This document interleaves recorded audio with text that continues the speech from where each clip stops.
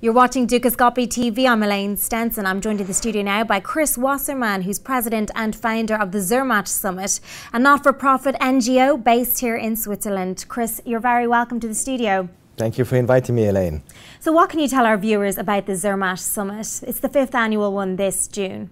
So the Zermatt Summit is taking place in Valais, in Zermatt, the famous resort with the Matterhorn mountain.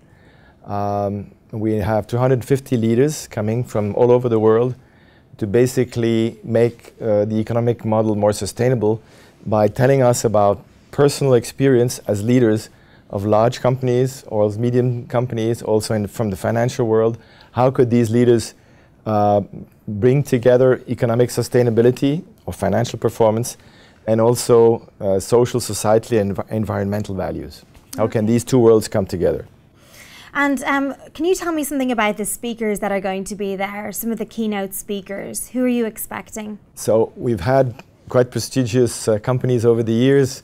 Because we're in Switzerland, we've had Novartis, we've had people from Nestle, we've had people from Chopard, from the watch industry, we had people from Essilor, which is one of the leading companies for eyeglasses.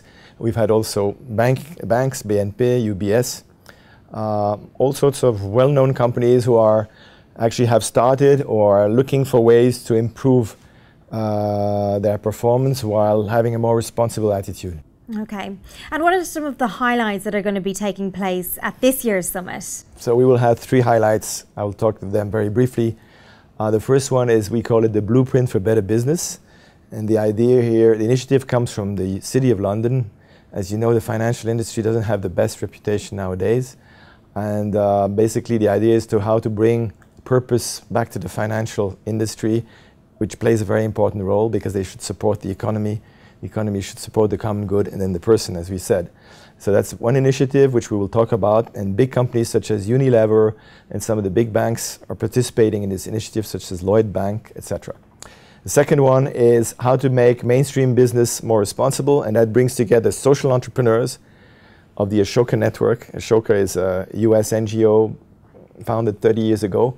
They have thousands of social entrepreneurs in the world, and they are bringing this together with more traditional mainstream companies to make sure we change our way of thinking and our way of acting.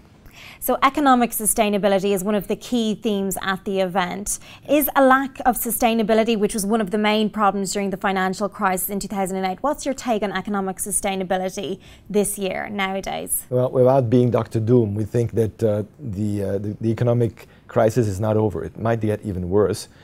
And this is the reason why we, at the Zermatt Summit this year, we will reward the best projects in this co-creation award, which is putting together mainstream companies and these social entrepreneurs so that they get media exposure, they get some financial support, and some of these new businesses will create new jobs here in Europe and not only in developing countries, because we feel that we definitely have a problem of growth in Europe, we have a problem of unemployment, we have environmental problems, but we also have opportunities. So the message of the Zermatt Summit is, even though things are difficult, there is hope, there is possibilities, and there are people, there are men and women who are fighting for a better world.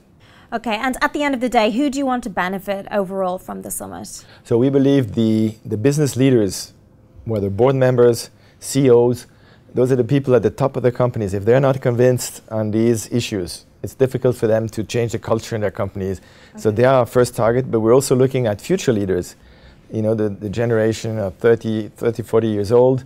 We're looking at traders who also want to put meaning in what they do. So actually there's many targets we have, but mainly the leaders.